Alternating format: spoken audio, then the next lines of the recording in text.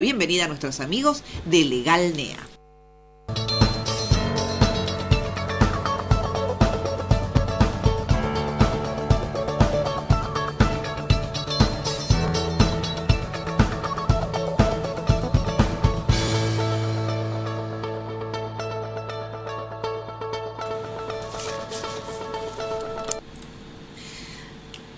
Bueno, y ya está en los estudios la doctora Dayana Magallanes y en un ratito vamos a tomar contacto también con el doctor José María González, que está en sus estudios, o sea, son estudios diferentes. Y vamos a hablar, ¿se acuerdan cómo estás, Dayana? Bien, ¿vos? Bien, todo bien. ¿Se acuerdan hace un tiempo cuando yo les conté de un nuevo índice que publicaba INDEC? Que yo dije, qué raro y cómo va a significar, a ver, si se va a utilizar como herramienta o no en lo que son los juicios por alimentos, que era el índice de crianza. ¿Se acuerdan que vimos los números, que estaba dividido entre lo que es la parte en sí de la canasta y después incluso lo analizamos un poco y decíamos, no puede ser que sea más alto el índice de crianza que el índice de canasta en sí? Decía, no, pues está incluido lo que es el cuidado, cuánto vos tendrías que pagar si tenés una persona que pueda cuidar a tus hijos, y bueno, da un número. Bueno, la novedad parece ser que algunos juzgados empiezan a tener en cuenta esta referencia. Así que ahora vamos a ver hasta dónde, si sirve, si no sirve, si es indicativo o no, porque obviamente te planteo un número X, pero no tiene en cuenta ese número cuánto ingreso tienen las partes en ese conflicto, los que tienen que alimentar a ese niño. Así que bueno, Dayana, que está aquí con nosotros, nos va a poder aclarar un poco, porque muchas personas por ahí que están mirando a Dayana dicen, bueno, entonces si el índice de crianza, ahí te pasé el último que salió publicado, Nico, si lo tenés, dio, por ejemplo, este es el último, el de septiembre, si dio 141.320 pesos por un hijo menor de un año, automáticamente decís, 141.320 pesos es lo que tiene que pasarle el progenitor que no viva con el niño al que lo tiene viviendo en su casa. Y si son 3, ¿cuánto te da? Y si son 4, bueno, ¿cómo empezó a funcionar este índice en los juzgados, Dayana? Empezó todavía acá en los de Capital, en los de Corrientes. Ajá. No se empezó a utilizar creo que se usó en Buenos Aires, en Mendoza, en Santa Fe, en esas cuestiones. Acá en Corrientes todavía no llegó. Tal vez podríamos innovar nosotros los abogados pidiendo nuestras demandas. ¿Cómo se pide en general? O sea, ¿qué valor se tiene en cuenta cuando se hace una demanda por alimentos? Nosotros cuando nos entrevistamos con los que quieren ser alimentados, pues empezamos a hacer un análisis, un estudio. Bueno, cuánto gastan de alquiler, cuánto gastan de luz, cuánto tienen de alimentos, van a colegio público, van a colegio privado, y hacemos una tablita de todos los gastos que tiene el niño en una mantención por mes. Entonces, a partir de ahí se solicita, no sé si el padre está, por ejemplo, trabajando en trabajo formal, digamos, un porcentaje de lo que percibe. También tenemos que estudiar cuánto cobra ese padre y pedir un porcentaje de eso, o si está en un trabajo informal, o también pedir una proporción de un salario mínimo, que es lo que se usa generalmente. Claro, eso vi muchas veces, dice tanto por ciento de un salario mínimo vital y móvil. ¿Eso es como una fórmula general que se utiliza? Claro, en los juzgados correntinos es así, el 20% por un niño, 40, 35 por dos, y así, sin por ahí analizar un poco el caso, ver las partes de que trabaja cada uno, las necesidades del niño. Entonces ya como... No hay una fórmula única, ¿no? Ni de los abogados pidiendo, ni de los jueces otorgando. Nosotros por ahí hacemos las demandas un poquito más personalizadas teniendo en cuenta todo esto, porque vemos los gastos que tienen, los ingresos de los padres, y bueno, y en base a eso tratar de sacar un cálculo. Pero sí, generalmente las cautelares, por ejemplo, para alimentos provisorios salen siempre el 20%, 25%. Es como bastante... Eso por un hijo, digamos. Claro. De un salario mínimo. Pero si tiene que ser 6 chicos, ¿cómo haces? Y se le da un poquito más, pero traten de ajustarse. Pero no hay 20%. 6 por 20, Claro. 120, no solo que tengo que darte todo mi sueldo, sino aparte tengo que conseguir 20% para perder. Claro. No cierra el número. Por eso, ¿cuál es la ecuación que se utiliza para esos casos? No hay una ecuación lógica, no es que los juzgados te dicen 20% por uno. Generalmente te dan un 20% por uno. Ahora si son 6, bueno, tratan de darte un 40, un 50 y hasta ahí nomás. Pero no es lógico lo que... O sea, no, es que digo que no es lógico, sino que no es automático lo que hacen 20, 40, 60. Claro, porque, a ver, si vos te separás, o sea, si no te separás, de todas maneras, el ingreso que entra a la familia la tenés que distribuir como puedas entre esos 6 chicos, 7 chicos. Claro. Si te separás, de todas maneras... Igualmente lo tenés que cubrir. Lo tenés que cubrir, o sea, podrías entregarle el mismo dinero que usarías para esos 5 o 6 chicos en tu casa, si no te hubieras separado, dándole, por ejemplo, a la mamá. Claro, también pero, igualmente... ese es el dinero que tenías para distribuir, no tenés más, digamos. Claro, igualmente hay también que considerar que la otra persona también tiene que vivir, porque antes era una casa que se mantenía en conjunto, ahora son dos, o sea, tampoco sería justo decirle, bueno, dame el 100% o el 80% y vos viví con un 20% de tu sueldo. Porque también hay que pagar el alquiler, la luz y todo el resto de cuestiones de la otra casa. Claro, hay una pelea siempre. Si el hombre se va y tiene que ir a vivir a otro lado, tiene que pagar un alquiler nuevo, etcétera. Bueno, laburo para ustedes, digamos. Mejor. Ahí están, en el índice te pasé cómo se compone, ¿no? Porque tiene dos aspectos. Uno que es costo de bienes y servicios y el otro que es el costo del cuidado. El costo del cuidado es lo que generalmente hace la persona que está con el niño, o sea, cuidarlo, llevarlo al colegio, traerlo, buscarlo, ayudarle a hacer las tareas. De eso surge de la escala de, bueno, por ahí el doctor González lo va a poder explicar un poco mejor la parte laboral, pero del cuidado del que se podría destinar a al cuidado de una niñera, de una persona que ayude al chico. Esto también va variando, depende de la edad y del tiempo que tenga que dedicársele a eso.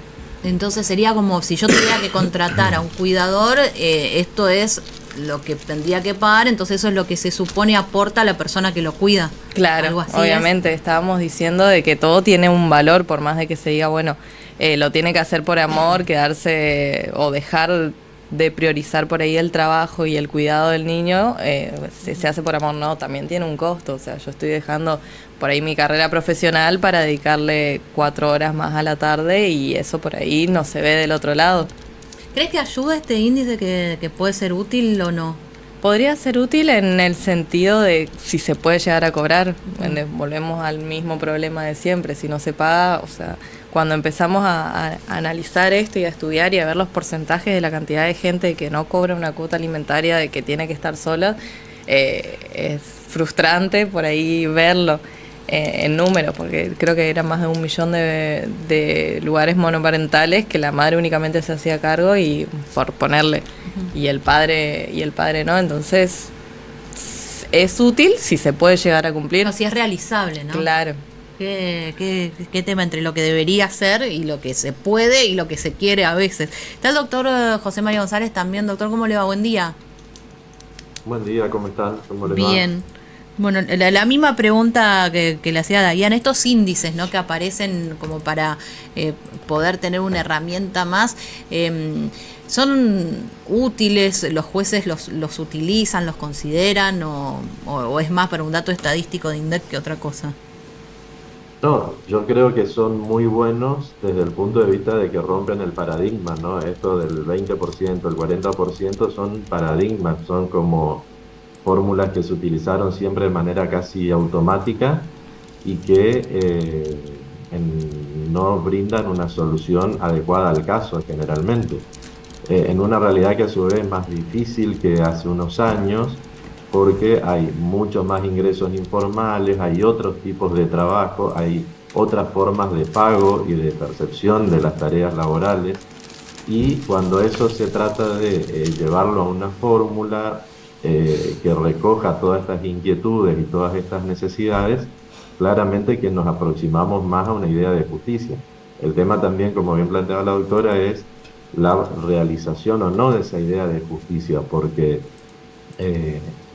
no siempre se lo va a lograr en el caso concreto, y lo que creo que hace este índice también es decir, bueno, poner sobre la mesa, mirá, calculado científicamente, mantener y cuidar un niño, una niña, un adolescente, tiene un costo que muchas veces es más allá del costo directo. Uno mira la cuenta del supermercado, pero hay tiempos, hay actividades, acompañar, llevar, traer, que alguien las tiene que invertir o dejar de explotar en su beneficio, en beneficio del niño, y generalmente siempre es la parte más vulnerable de la relación, ¿no? Uh-huh. Cambiamos de tema, vamos a otro que también es bastante recurrente, las coberturas de salud, ¿no?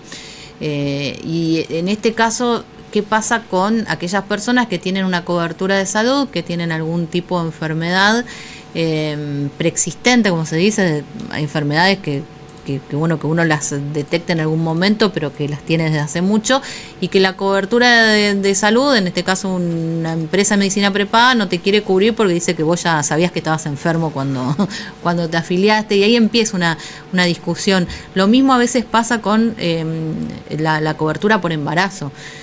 Hay toda una especie de datos que hay que darle a la persona que te está por afiliar, como para que no queden dudas de que vos no te estabas afiliando, como para poder dentro de 6 meses poder acceder al costo de... Hay del como un parto. periodo de Carencia. para la prestación del servicio. Sí. Embarazo, 9 meses. Y sí, viste. Sí, pero es como medio raro, ¿no? Todo lo que pasa con las enfermedades y las coberturas de salud. Hay un caso que nos va a contar el doctor González, de una persona que tiene varias enfermedades y que la prepaga le quiere dar un plan muy básico, o sea, no le quiere dar todas las prestaciones que le daría una persona sana. Es decir, si vos estás sano, podés tener todas las prestaciones aunque no las use, pero si vos estás enfermo, ya no. ¿Algo así sería? Sí, algo así sería. Antes de entrar al nuevo tema, me escribe acá la doctora Arce, Tati Arce, y me dice: un empleado municipal cobra 40.000 o 50.000 de sueldo.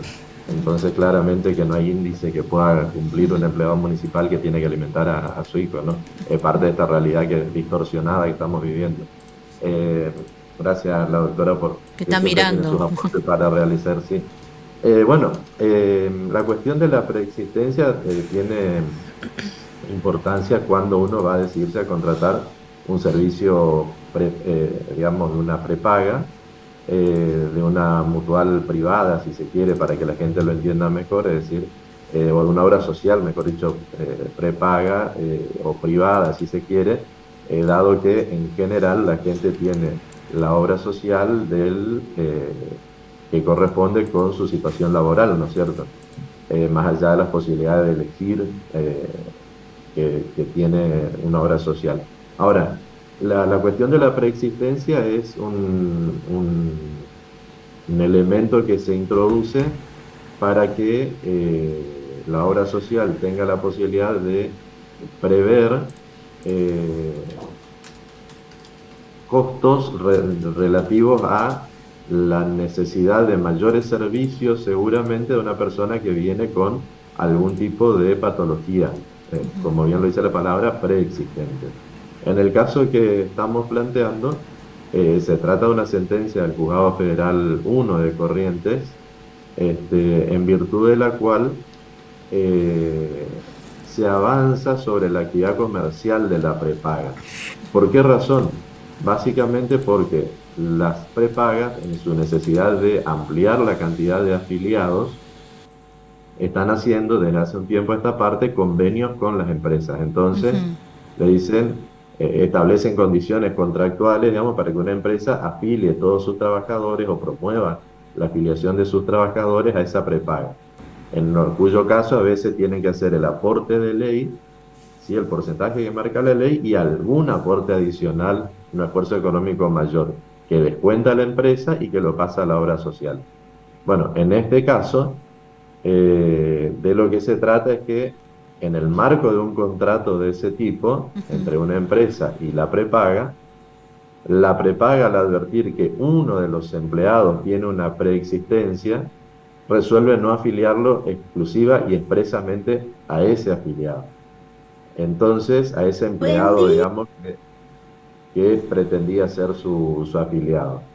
Se plantea judicialmente y, bueno, entiende el Juzgado Federal 1 de acá de Corrientes, primero en una medida cautelar, inmediatamente ordena la cobertura. Eso hago un párrafo aparte porque el obtener el cumplimiento de la medida cautelar es todo un tema en estas cuestiones. Y lo segundo, al momento de dictar la sentencia, lo que ordena es otorgar exactamente la cobertura, exactamente igual a la de los demás empleados y con los mismos beneficios y sin considerar esta situación de preexistencia.